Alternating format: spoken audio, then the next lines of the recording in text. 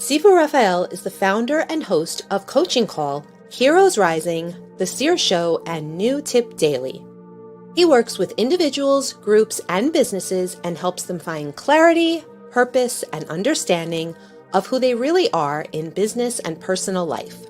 Sifu Raphael has used his skills to develop a variety of multifaceted businesses in the martial arts and fitness industries. He owns and operates a 10,000 square foot martial arts and fitness facility in New York. Jose Escobar is an award-winning, nationally recognized personal development speaker, published author, and sales professional. He leads compelling, high-level communities consisting of entrepreneurs and advanced leaders through his two business models, the Entrepreneur's Bookshelf and the Connected Leaders Academy. He is also the co-host of Heroes Rising.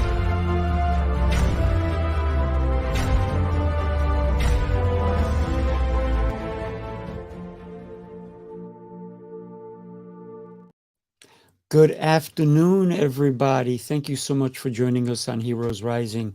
I have a little bit of bad news. Jose's under the weather, but we do have two exceptional guests today. And believe it or not, I'm going to call them the dynamic duo. They are married, they are in love, and they're going to talk to us about love and all these different concepts that we sometimes forget. So for me, I am super excited to bring to you two amazing guests. And do me a favor, before I bring them out, I want to definitely, because Connected Leaders Academy is the one that's supporting us here. So I'm going to just bring Jose on really quick. He's got a commercial for us, and then I'll bring our guest on. Okay, so here we go.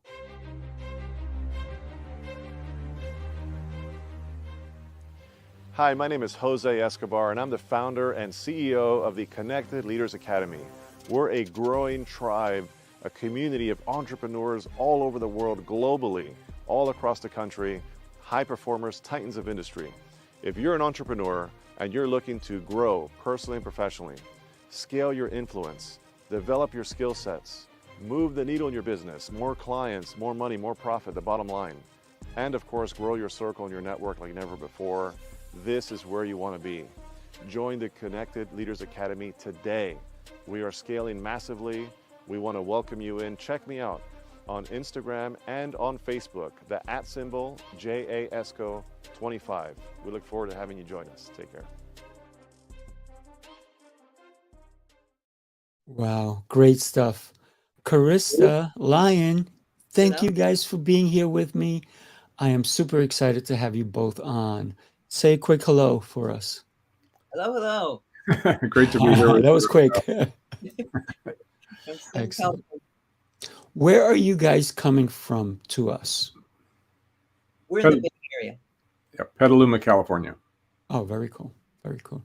Hey, Ivy, thank you for joining us. I really appreciate you being here. One of the things that's really exciting to me is when I have exceptional people and I get the chance to spend time with you. So I really appreciate your time and you being here with us. Let me share everybody a little bit about Lion. Lion is the by the way, that's a cool name. I got to say it. That's a cool name. Lion is the co-creator of Luminary Leadership's evolutionary leadership training program and is also the creator of Clear Your Beliefs, a proprietary methodology for shifting beliefs at the core of the psyche, which he has taught to hundreds of coaches and therapists internationally.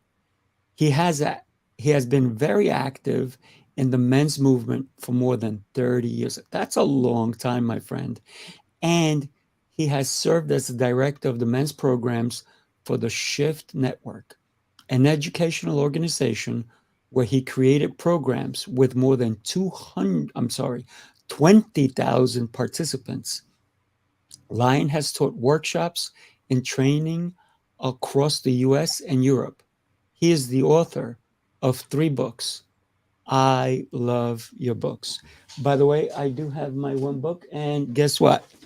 I was reading it and I left it in the other room. Great book. Thank you so much for sending it to me, by the way. The book is The Spiritual Technology of Manifesting, Menlightenment, a book for awakening men and clear your beliefs. Lion, you are a wealth of knowledge, my friend. And I'm so happy that you and I have connected. So thank you for that. Thank you, Raphael. So I'd love to hear what you're going to be sharing with us today. Well, I'm going to talk about my favorite topic, which is beliefs. What are they? Where do they come from? How do they function in our human minds? And what to do about them. Nice, nice. So Ivy loves the titles of your books, by the way. Good. Thank you, Ivy. So my study of so many different disciplines came from one place, which in my childhood was the feeling that there was something wrong with me.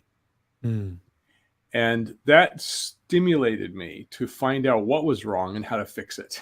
So I've been a self-improver my entire life, starting in elementary school, junior high school, college.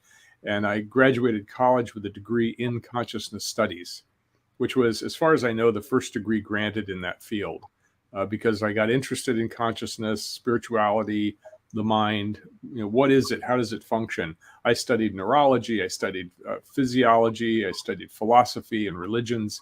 I studied spirituality and all the sciences, because I wanted to understand what is the nature of human nature. That was a question that my teacher, my first true teacher, gave to me, and he stimulated me to be interested in everything that had to do with human nature, which was pretty much everything in the universe, because we are part of universe, right? So if it applies to universe, it also applies to us. So so I was exploring that topic for many years, and then I graduated from school, and nobody was hiring people with degrees in consciousness studies, because I was the first one to graduate. So I couldn't find a job. So I took a job selling jewelry and gift items on the road. I became a traveling salesman.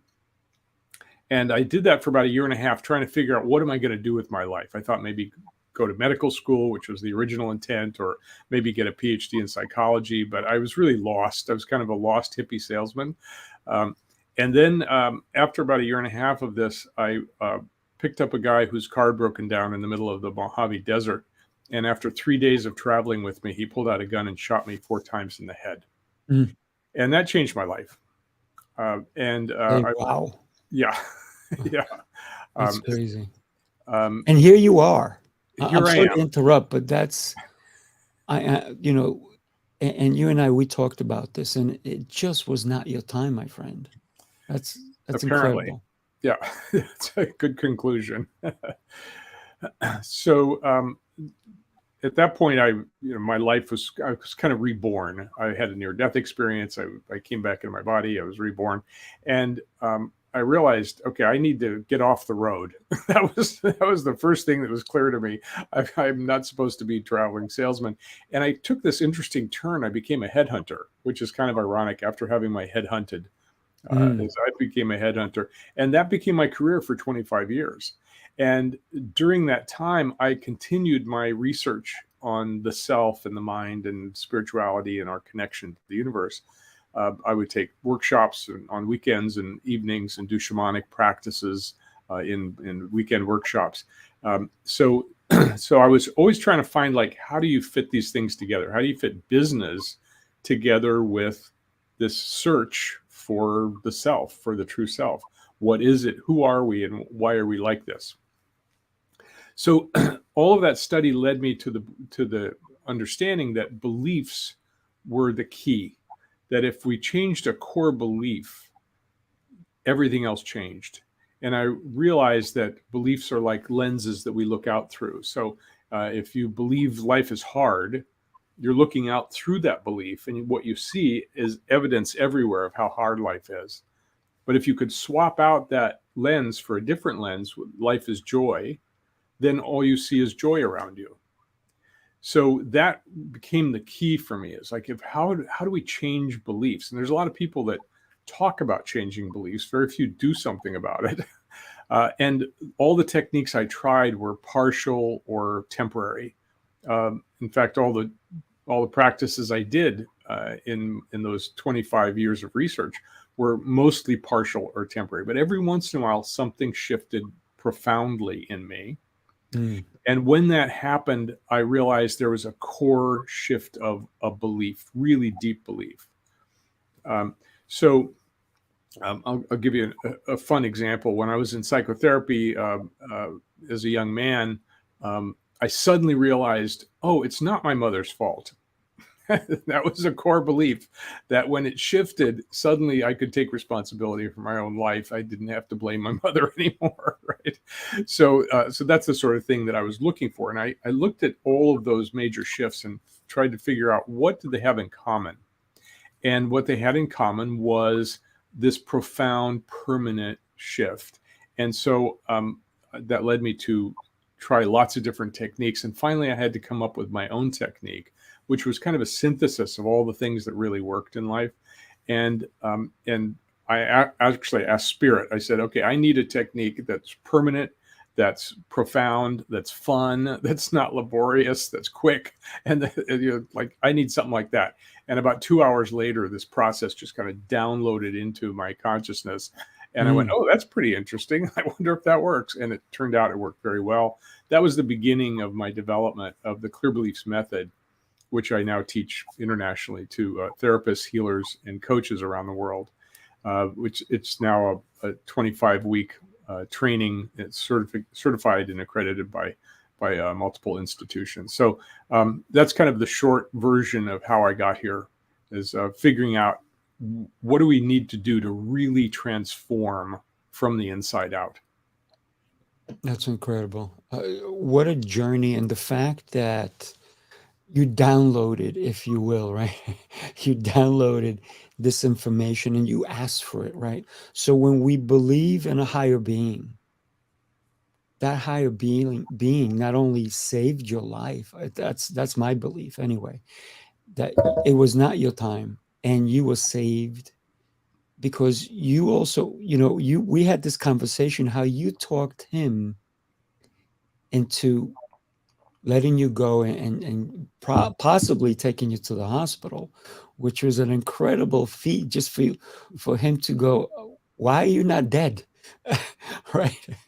Which is incredible story. So you've been training people for all this time.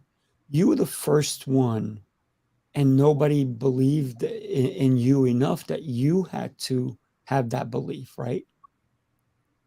Well, it's true. Once I'm kind of have a scientific mind because I studied all the sciences, and so for me, it's not a matter of belief; it's a matter of evidence.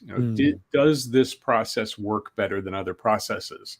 Does this work consistently? Does it work with everyone? So my technology works with not everybody because not everything works for everybody, but 90+% of the time, the technology that I teach works to transform people profoundly and permanently.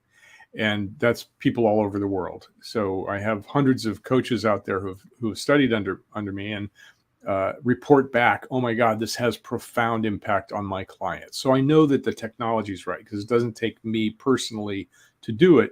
It's a technology that allows people to do it themselves with other people. So to me, that's the greatest joy, is being able to teach other people something that really works and really transforms people rapidly and permanently. Yeah. Wow. Incredible. When you can replicate what you're doing and it works, man, that is a beautiful thing. Ivy, by the way, says you were saved for the greater purpose, right? And the purpose is to help all these people and to help people around the world to be, I guess, to receive the gift that you received, right? Well, I think we're all designed to help others. Like that's Agreed. for me, that's our life purpose. Nobody's life purpose is to make a lot of money or to get the most toys before you die. Life purpose has to do with other people. When we're in touch with our own divinity, with our own connection to the universe and to source, we're informed, and we remember. It's not being told for the first time. It's really remembering what we're here for. And we're here for a purpose that always includes making the world better for everyone. That's my personal opinion. No, and I agree with that opinion, by the way. You know, when we think of a, if you will, you had a divine intervention, right? Because, and like Ivy said, you were saved to serve a greater purpose. You were not done at all, right? Your purpose, and I'm sure you're still seeing, you probably know your purpose more than most people. I know people in their 40s, 50s, and 60s who still don't know what their purpose is, but you knew your purpose early on. Well, like I most didn't. I people. actually didn't know it right away. I had 25 years being a headhunter and exploring on the side. Mm. In the Transamerica Pyramid with a suit by day and drumming and taking psychedelics at night. So it took a long time for that purpose to evolve. And once I got this download, I knew I needed to share it with other people. And so I just started sharing it freely with other people, saying, hey, this thing really works.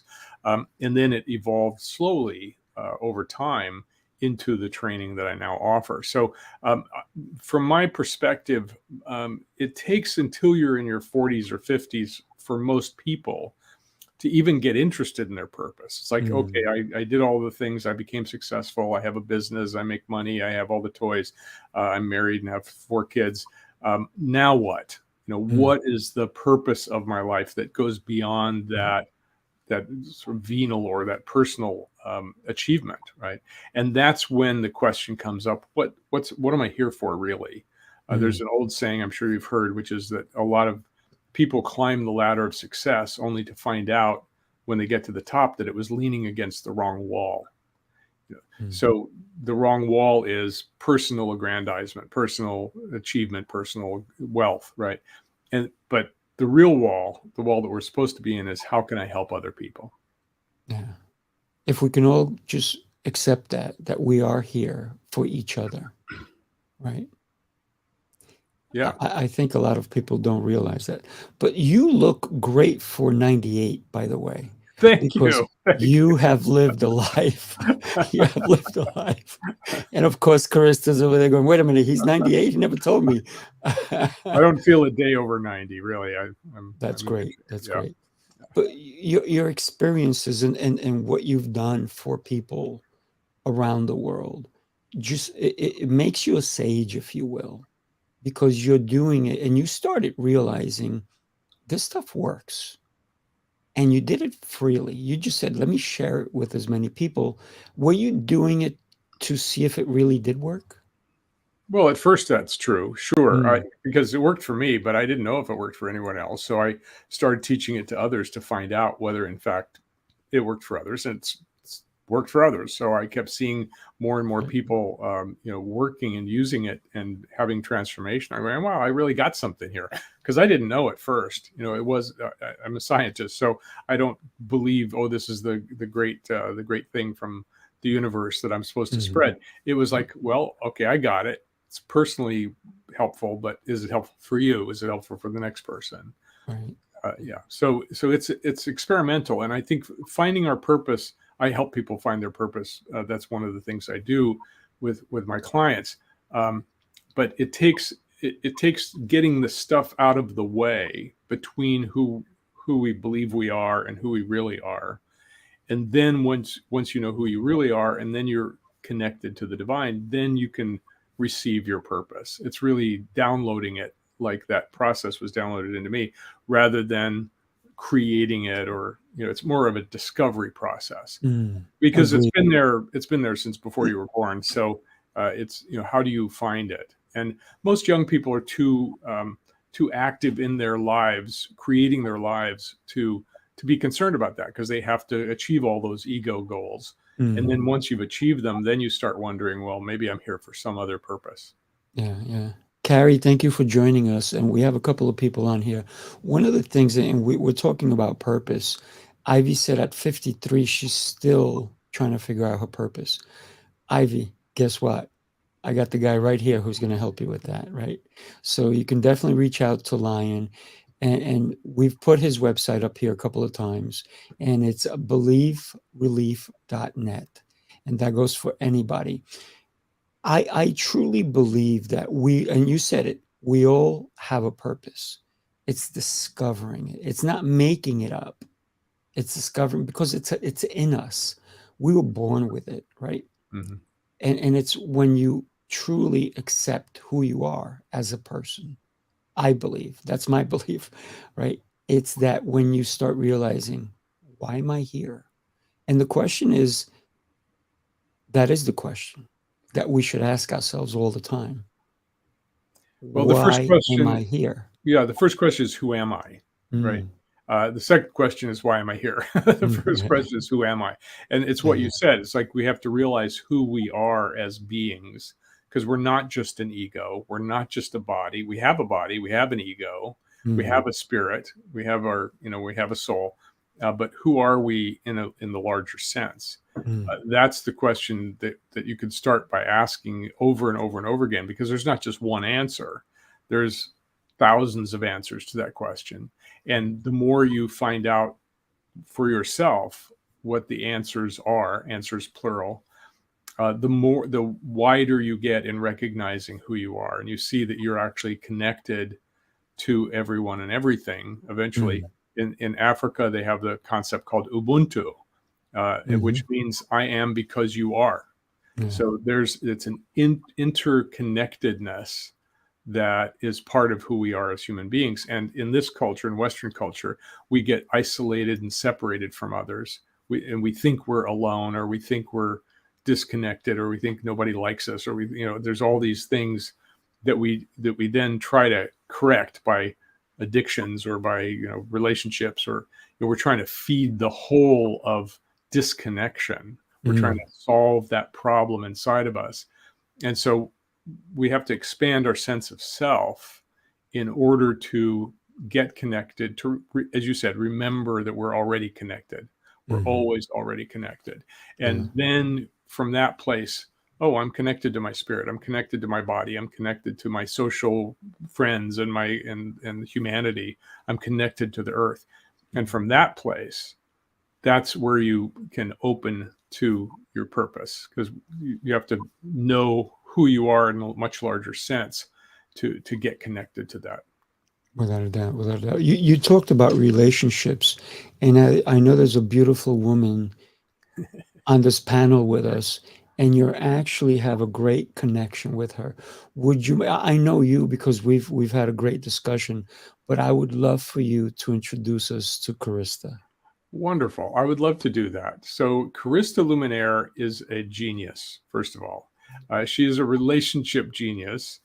She was an early researcher in attachment theory and prenatal psychology.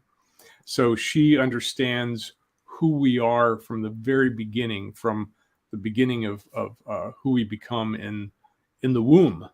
And the psychology develops already in the womb. So she had an understanding of who we are and who we become, what our true self is, from a very early age. And she's continued to blossom and grow in her practice and her work, helping people in her early career get pregnant and have babies and become good parents.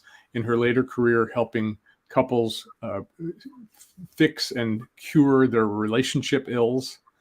She is a true genius in all those ways. And she can talk about relationships like nobody I've ever met, because she understands the depth of what it means to be related. And I'd like to introduce my beautiful wife and genius partner, Carista Luminare. Thank you, Wow. sweetie. Very generous of you. You have to send them a check now. Yes, I do. So I have been fascinated with understanding what creates healthy relationship. And it began in a parenting model when I was young, and what parents could do to support the true nature of their child coming into the life from the beginning of life. And there was a whole body of work I created. And in a book called Parenting Begins Before Conception, so that parents could begin to really care for the true nature of the child and what it needed physically, emotionally, mentally, spiritually from the get-go, which was really conception onwards. And then I created a whole nother body of work. You can see at trueself.net, which is once born, how do we develop this, who am I and what is my purpose in life? And that opened me up to the whole notion of we're not just focusing on the ego development of the child, the physical, emotional, mental bodies, also the spiritual and our soul aspect, which is really carries a lot of the virtues. And for that, I believe in reincarnation, that soul has accumulated karma and lots of lessons from other lifetimes, and actually defines the circumstances in which we come into life, this lifetime. But even if you don't believe in reincarnation, there's so much one can do to optimize the potential of their true nature. So then I became a relationship counselor quite early on, working in the parenting world. I'm 67 now, so it's been about 45 years I've been in this field of attachment and understanding what creates healthy interpersonal relationships, both personally and professionally. Created a leadership model, financial securities model. And then I circled back to really understanding how optimizing secure attachment, which was my earlier work, between parent and child, what happens with adults who didn't get that blessing of at least one secure attached parent to optimize really supporting them and being their true self, and working with adults, primarily professionals, who out of their just their circumstances, their conditioning, because their parents were confused how to love them, really had a lot of traumatic dynamics and insecure dynamics in their interpersonal relationships. Again, both personally and professionally. Out of that, created a model and a body of work called Confused About Love, because that's what most people are who don't know how to love. They're confused. Get clear, be wise, feel secure. So what was exciting was the early attachment model between parent and children, attachment approach. It's become quite well known. The research started to show that adults who are having trouble in relationships were actually playing out their wounding in their attachment between their primary attachment figures. If they had two parents, one or both, grandparents, even siblings. And so I just want to share with you the 4 attachment styles and how Lion and I have deciphered them. We call them the 4 love styles. They're synonymous, but we find that more relatable. And you may be able to look at either a romantic relationship, a parent-child relationship, even a professional relationship, where some of these distinctions of what secure attachment is, or secure love style, and what insecure is, and how your own behavior is kind of ricocheting back and forth between secure attachment, if there is some, and insecure attachment, because many relationships are a mix. So if you just indulge me for about 5 minutes, let me just share with you those 4 attachment styles. Oh, I'd love to hear it. Absolutely. Any questions so far? Should I just go into it? Go for it. You're doing great. Well, let me, I have a prelude to that, a short prelude, which is, as I was saying, many people really are confused about love. So what does that mean? That means that we need to understand what the difference is between what love is and what love does, and what love is not, and what love doesn't do. So just to give some of those distinctions, for example, love, when you know you're feeling love or compassion, empathy, could be in a business relationship, more impersonal, more empathy or kindness, it feels warm. Whereas the absence of love feels cold between you and the other person. It seems obvious. You'd be surprised how much you tolerate coldness.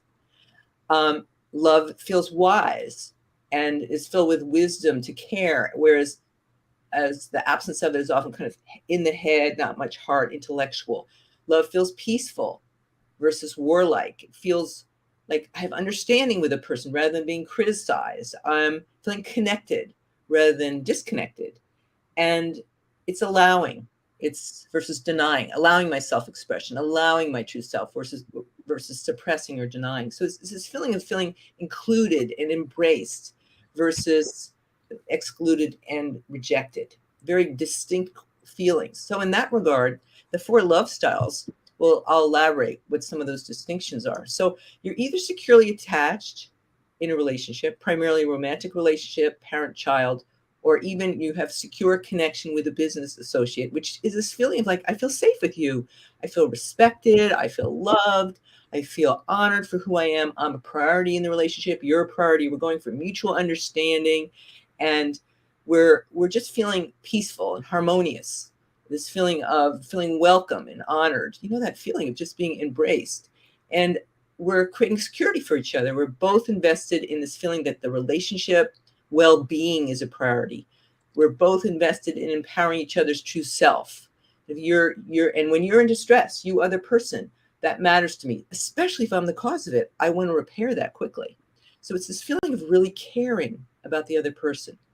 Now, the other 3 attachment styles, that was secure attachment. There's 3 other attachment styles or love styles. They're all the insecure spectrum. And before I go into them, I just want to say that when we go into insecure behaviors, it's usually because we feel threatened by the other person's behavior. We can be mildly threatened, like the person can just kind of roll their eyes and dismiss us in a conversation, or they just don't pay attention to us, or they really can traumatize us. That's more extreme. So there's 3 insecure attachment styles. That means when we're triggered in relationship with the other person, personally, professionally, family, you name the relationship, we will either go into insecure anxious, insecure avoidant, or insecure disorganized. I'm going to just essence each one. So insecure anxious is usually the anxious type. When I feel triggered, I feel anxious. And it's this feeling like you other person don't care about me. I don't trust you. I'm not important to you. I feel like if my behavior doesn't please you, somewhere in there, you're going to emotionally or physically abandon me. It makes me feel more needy. I'm feeling kind of despair. Sometimes I get angry because I'm feeling abandoned. In romantic relationships, it's usually the escalator, the one who's more provocative and complaining and criticizing. They don't like losing the connection, so they escalate more. And in a business relationship, they might be more the fighters or the aggressors. Excuse me. So that is insecure anxious. The insecure avoidant is just like it says. It's when triggered, bye. I'm going to see you later. I'm going to shut down either internally or I'll walk out the room. There's a feeling of what makes me do that is it's this feeling of I'm a failure. I'm not enough for you. You don't value me. Often a feeling of hopelessness in this relationship. I'm just not getting what I need. So I'll take care of myself. I will avoid you. And underneath it is this feeling like you're rejecting me, and I'm feeling very alone and very unfeeling. And what I'm going to do is just withdraw, and I'm just going to ignore and hide out and avoid conflict. You know those people if you're not one.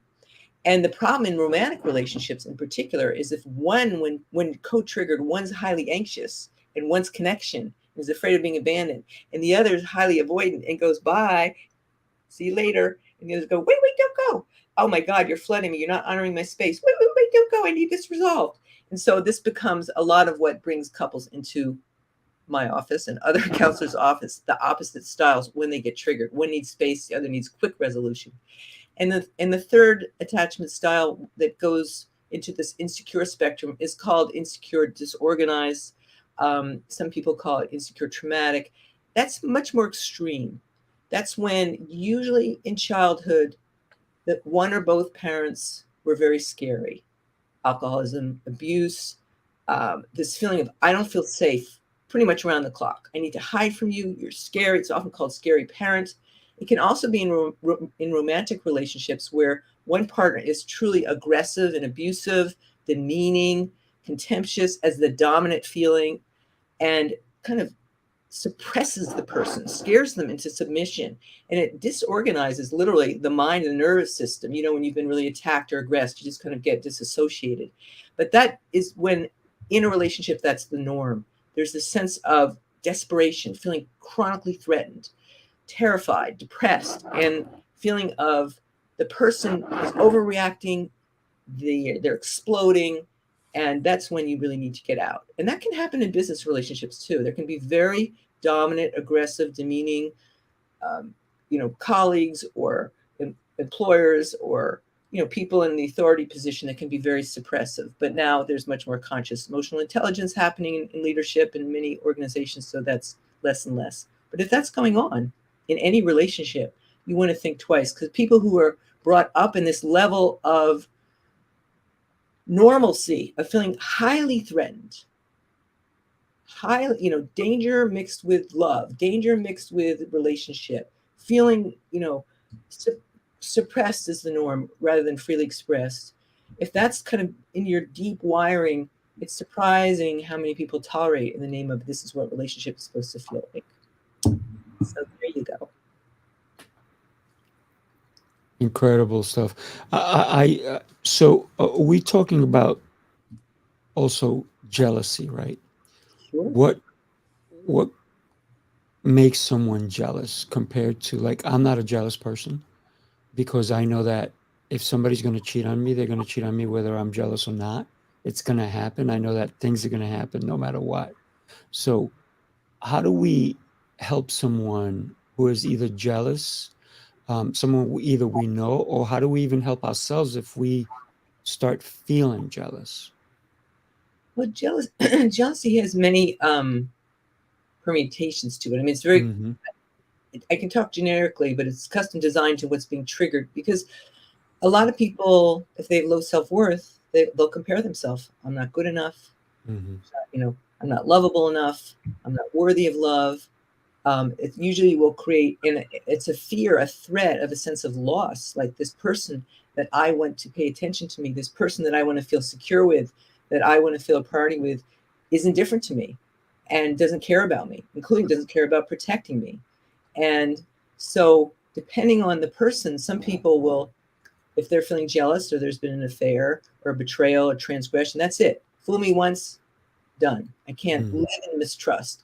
There are other people where there can be jealousy for any number of reasons. It could be actually triggered by the person's behavior, or it can just be internalized, self-compare, and that person doesn't know I'm jealous that they're brilliant, or they're really highly, they have a high skill set, or they have no problem finding partners, or whatever it is. We can find permutations. But what really matters is that we understand, am I jealous for a reason? I mean, there's some behavior there that's showing me they're not loyal to me, or they're not being true to me, they're actually mistrustful. Or is this my own inner work to do, where I'm self-rejecting myself, self-judging myself, and comparing myself, and nothing's really going on externally? I'd like to add one thing to that Yes, please. conversation about jealousy. I throughout my life, I thought I'm not a jealous person until I got really jealous. And so I looked into it and I said, what is it that's getting triggered here? And what I realized is that underneath my jealousy, and I think for many people, is actually envy. It's like that other person is getting something I'm not.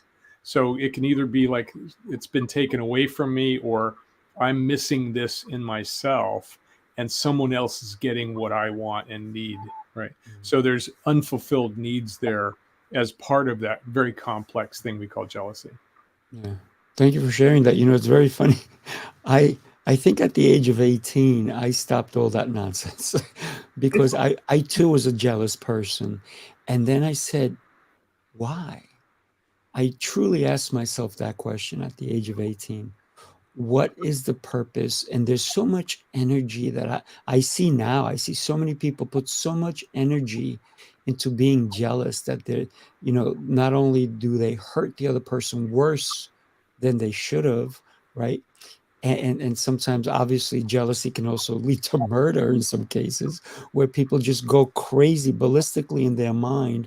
And I'm thinking it also can stem from their childhood, if you will, right? That feeling of neglect. Neglect, for sure, and that's real. I mean, for people who are, less privileged or underprivileged, be it even food, water, I mean, they're going to be jealous that other people, they live in safety and they don't live in safety. That's kind of an understandable, appropriate desire to have something that someone wants, that they actually need to feel safe in the world. And then there's, certain qualities in people's personality or behaviors or circumstances that people, even who have the basics covered, they want. So it's also a sign of maybe something's missing in your life, needs, or basic needs to more, refined needs. So I don't judge jealousy. It's just an indicator that, some part of the self is needing something that they don't have, that they want. If they can compassionately turn towards that, if it has nothing to do with the other person, what can they create in their life, or where can they get help? even, an agency, or help them get the safety, the security they need. And if it involves someone else and you can't report you're jealous, then that's an indicator you don't feel safe to get co-regulated, to get cared for, and get some help. Wow, definitely. So my question is, how did two powerful people get together? How on earth did you guys even meet? I mean, this is, I want to know. I'm just curious. Complicated story. Well, we were dear friends first. We were in other relationships at the time. We've come together later in life. And so we were good friends. And then we were with other people. And then we created a body of work actually together called Luminary Leadership. You can find it at luminaryleadership.net. It's actually a body of work that takes a lot of these notions with beliefs and relationships, and really looking at your conditioning, where your emotions, your beliefs, and even your virtues and missing virtues and values are defining your ability to be a luminary leader. So we really connected in that regard, intellectually, in terms of values and our love for virtues, and healing the conditioned personality. And then we started doing trades with each other. We'd broken up with our partners, and in the trades with each other, we discovered that we actually had other things to explore. Nice. Well said. Well said.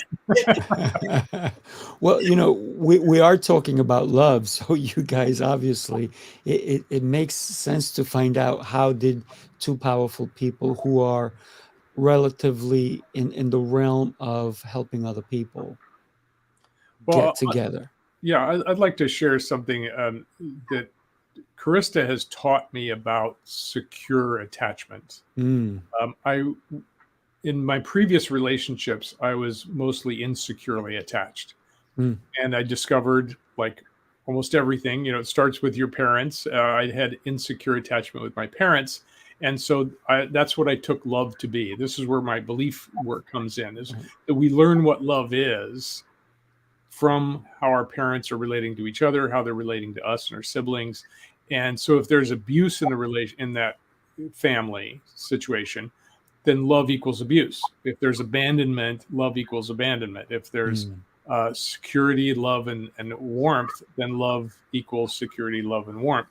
So I learned that love equals insecurity. And so I was repeating that pattern in my relationships again and again and again, until I met Carista, and she said, "Whoa, notice what you're doing." And with her help and support, I learned that what I was really wanting was secure attachment, and I was looking in all the wrong places for it. So I think my conclusion is that we're all looking for that sense of security and safety, but our early programming prevents us from acting on it and seeking out what's really wanted by the human system. But instead we go from our early programming, and we're seeking out, the solution to the early programming by repeating it over and over again. Yeah. And just people can actually discover their attachment style, their love style, by going on, what you see at confusedaboutLove.com. We have a free 22 questionnaire that will help you see. You'll answer it and you'll get a 6-page report, and you'll see what you lean towards in that regard. Because one can rewire insecure attachment to secure attachment, line illustrating that. It does require that you're in relationship with someone who wants to do it with you. You can have two insecure attached people. Like I still had remnants and still do. We still are helping heal each other. That just some of this conditioning is so insidious. And we do choose partners subconsciously, even though, on the apparent level, when we first connect, there's all this great, sense of mature adult attraction. We all carry some of our childhood conditioning. Those of us later in life, hopefully, have attended to some, if not most of it. Some people luck out and don't have, even if they had even trauma backgrounds or insecure trauma as the norm, they luck out and find someone that just doesn't trigger it. Most people are working out remnants at various phases of their life of the unmet needs and programming of their childhood. So you want to find someone who is really committed to learn secure attachment with you and wants to rewire with you. There's lots of programs. We have one on our site you can do. There's other ones out there. You can read about it on the net.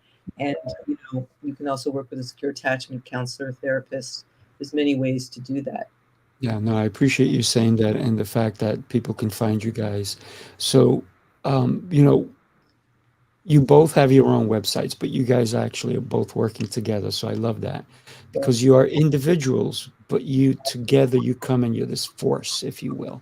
You know, I I told you about 18. 18 was a pivotal year for me. As a child, I didn't know love. I didn't have affection. I didn't have hugs. So I'm a big hugger, I think, because of it. So I love to hug. So one of the things is that I realized that it was not, people didn't love me or abuse me. It wasn't because of me, it was because of them. That's right. So that's when I truly found, I'm like, wow, this is the most pivotal point in my life. And I realized that, thank God, at 18, I didn't turn to drugs. I didn't turn to anything like that. So for me, it was that self-discovery that was a moment in time that will always keep me going forward, right? So It's a And that's you beautiful. guys are exceptional, and I love everything you're doing. One of the things that we definitely talked about is leadership, right? Because who do you have to lead first? yourself. Without a doubt. Yeah, Yeah. it all starts inside because you Mhm. can't lead anybody else unless you're fully conscious and can lead yourself. There's a lot of wounded leaders out there Mhm. who are leading without having done their inner work, and they usually make a mess of things. They do. When I was a headhunter, which I did for 25 years, I realized that the neuroses within any organization always started at the top. The Oh, yeah. CEO, the For CEO is sure. dysfunctional in some way, and that dysfunction Mhm. went throughout the entire organization. So you can lead without doing your inner work, and it usually doesn't go very well. Or you just keep pushing. A narcissist or a psychopath can be a leader and build a great company, but leave destroyed lives in his wake, right? Mhm. Yeah, So and that's the sorry, Glenn. Sorry, hon. Did you Go finish? ahead, go for it. Yeah, I mean, those are the extreme traits, the more extreme, domineering, suppressive.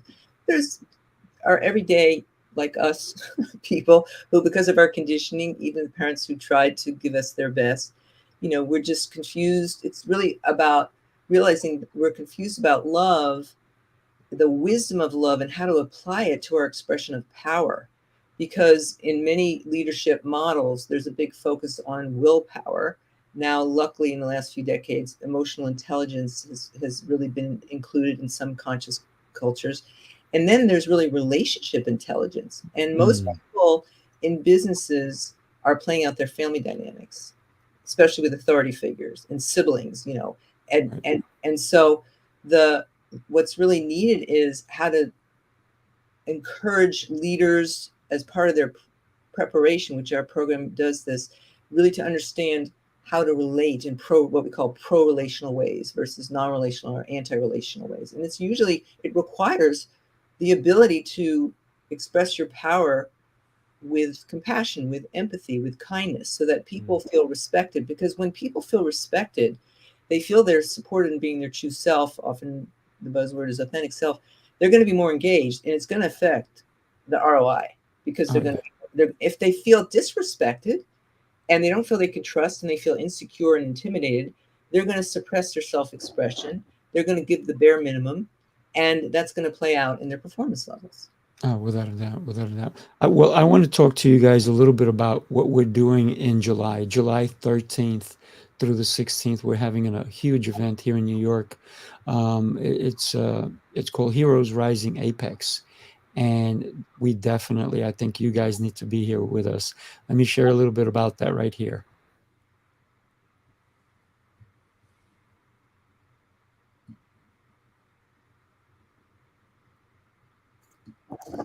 And that is happening here in Long Island, New York.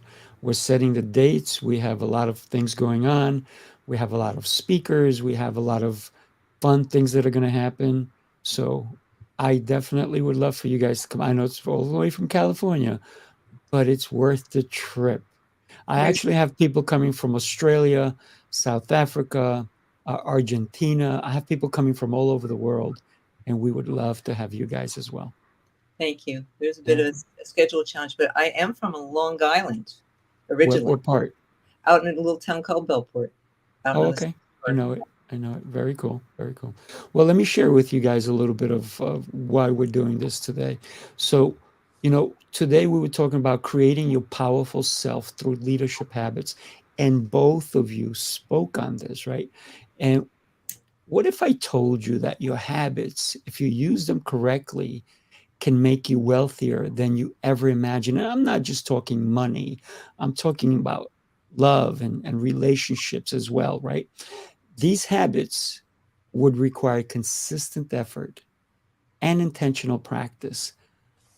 I'd love to share 6 concepts that will help with your habits and can dynamically change your personal and your business life and your wealth, right? So if you have not been taking notes so far, definitely I've been taking notes. Maybe that's why Lion, you said, hey, you're making noise over there. It's because I was writing notes, right? So thank you for all the information you guys shared with us today.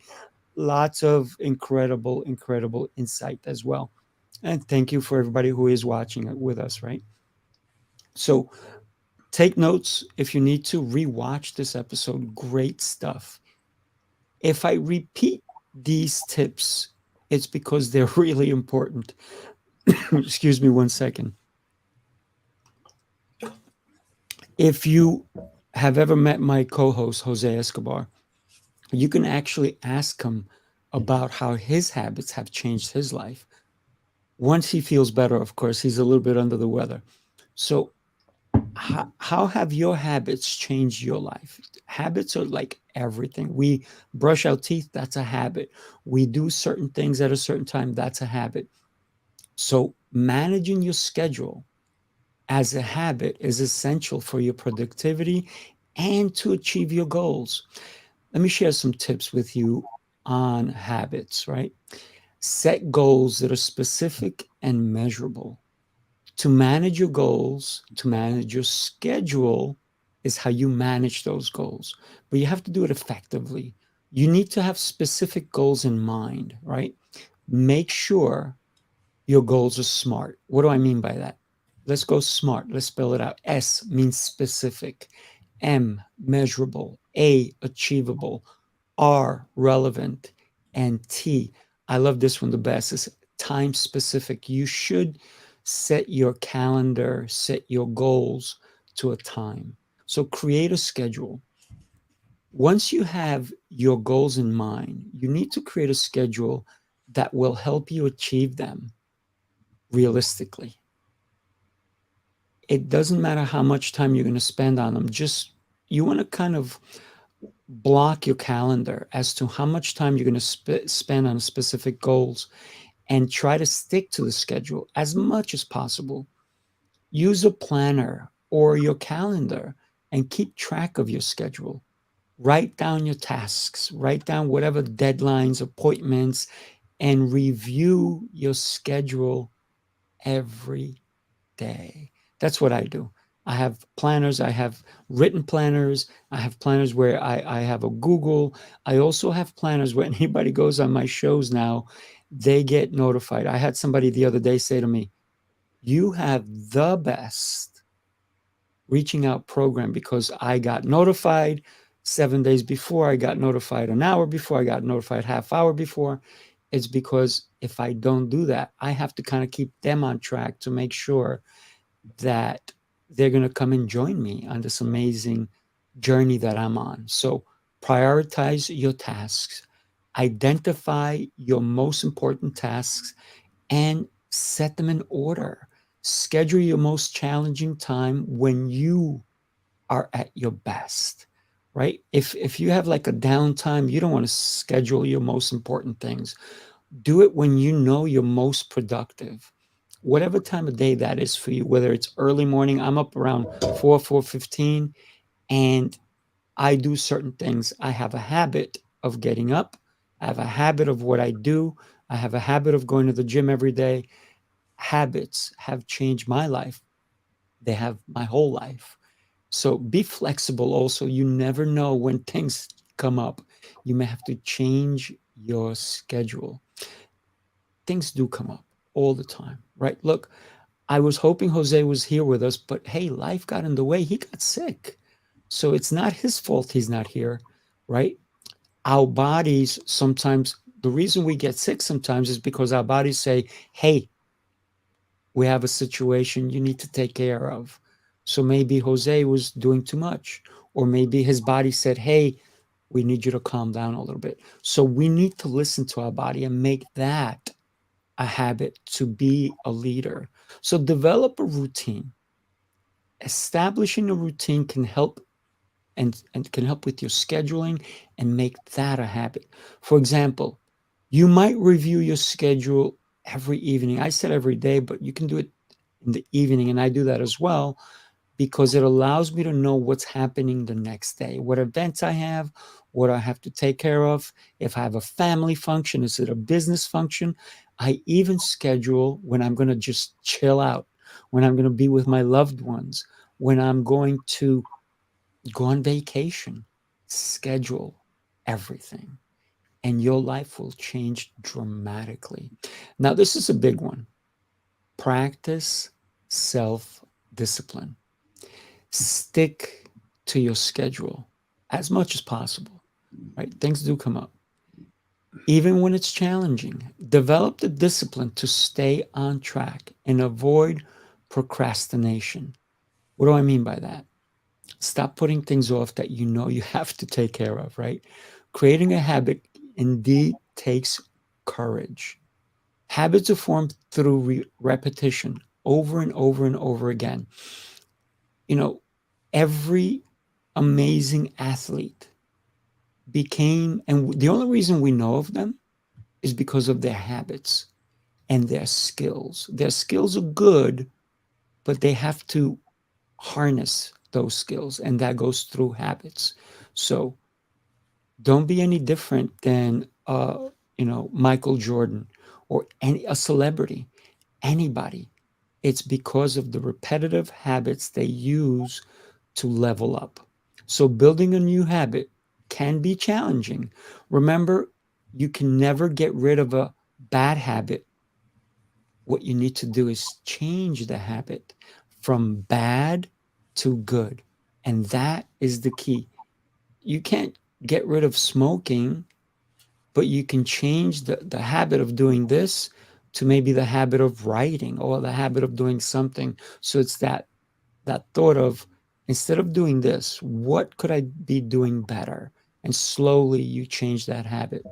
It's scary at times, but here's some reasons why creating a habit takes courage. Stepping out of your comfort zone, doing something new. Creating a new habit requires you to step out of that comfort zone and try something new. This can be scary. I mean, really scary and uncomfortable, especially if you're used to doing things a certain way, or this is how they've been done all along. If you recall that story, and I'm sure that Lion and Carista, you guys probably know the story of the mom who's making the ham and she cuts off the ends. And what happens? Why does she do that? She tells her daughter, who she's teaching how to make the ham, because it's been done this whole way. And she goes, well, grandma's alive. Why don't we call grandma? And then they call grandma. And grandma's like, I've done it that way because my mom did it that way. Guess what? Great grandma was alive. So they called her. And she goes, because the pan was too small. Right? So think about it. And a habit became because of necessity. And they didn't realize, hey, you can get a bigger pan. So that's why they cut the ham, right?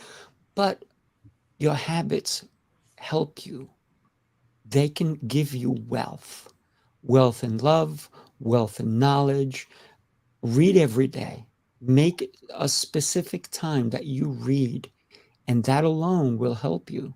I was talking to somebody earlier, and they said, most self-help books are not read, but they're bought, because people like putting them on their shelf and say, yeah, I got this. So maybe they'll read the chapter that works for them, but then they don't follow up. They don't continue reading the whole book.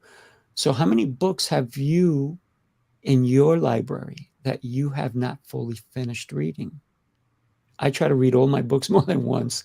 So that way I get the full message. Listen, you may be faced with resistance from yourself, but others are going to resist you when you're going to try to change a habit. If you're hanging out with a bunch of people who like to go to the bar every Friday night, and all of a sudden you go, you know, I may be drinking too much. I don't think I want to go to the bar. You know they're going to bust your chops if you don't show up. But you have to fight that challenge. You have to fight that battle of what else could I be doing instead of going to the bar? Maybe you go to the bar and say, you know what, I'm going to have water instead. Yeah, they may make fun of you, but it's your life, not theirs. Create habits that don't complicate your life, but help your life. You're going to find it's difficult to change a bad habit. Sometimes it's going to be difficult to create a good habit. Like I said before, it takes courage to push through these challenging times and challenging ideas and concepts, but you need to stay committed to your new habit. Let's talk about dealing with failure, right? Creating a new habit can involve setbacks and failures along the way. Anything that you do, you're not going to be successful at first if you're just trying it. You got to give it time. It takes courage to face these failures. Learn from them. Learn from every failure. Listen, jot it down. I did this, it didn't work. Why not? Evaluate them, but keep moving. Always moving forward. Building a new habit requires making a commitment to yourself. Yourself first, before anybody else. And I said, this can be scary. And I'm going to repeat these things over and over because you need to acknowledge that you need to have room for improvement and taking the steps to make a change.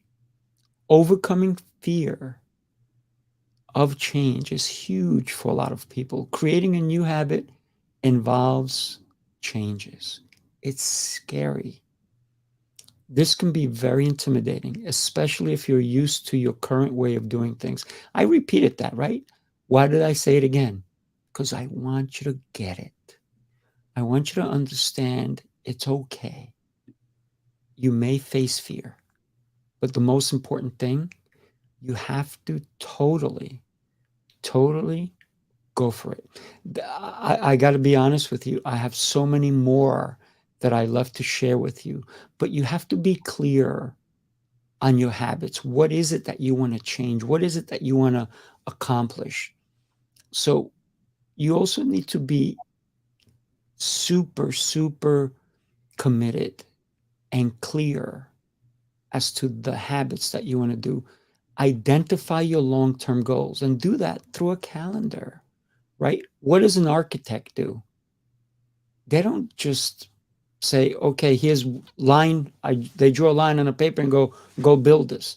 No, they have it already here. Then they put it in paper and then they give it to the contractor to go build it. So we have to think that way. We have to reverse our thinking, not to where do we start, but where do we end up with the habit that we want to create? What is the long-term effects of this? How will it improve your life, your health? Exercising every day is, I'm going to say this very carefully, because not everybody exercises every day. But exercise is something that can impact your life in more ways than if you don't. If you don't exercise, you're going to leave it to someone else to dictate your health, or will you do it? So create a habit of taking care of you. You need that clear understanding of why. We talked earlier about why and your purpose. Why are you doing these things? What is it about you? What is it about someone else Don't try to make your habits identical to someone else. You can't do that. They have to be unique to you.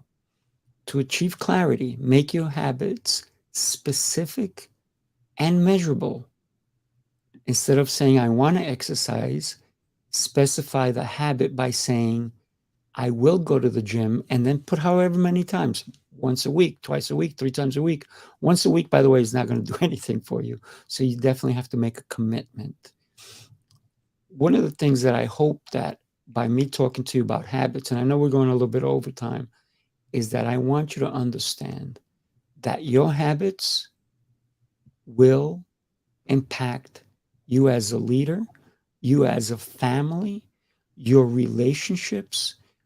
And Carista, am I wrong in saying that your habits will, because the way you treat someone is the way you treat everybody. You can't just treat your loved ones one way and treat your colleagues a different way without the love and compassion, right?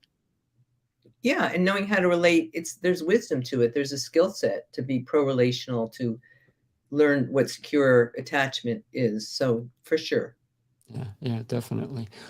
Thank you guys for allowing me to share. I hope I put the habit bug on your desk, but don't let it collect dust on your desk, right? You have to go and do something about all the things that we talked about today. When we think about life, it's the most precious thing. And Lion, you know that because you refuse to die. You just wouldn't do it. So you know how important it is, right? Oh, you might. You're muted, buddy.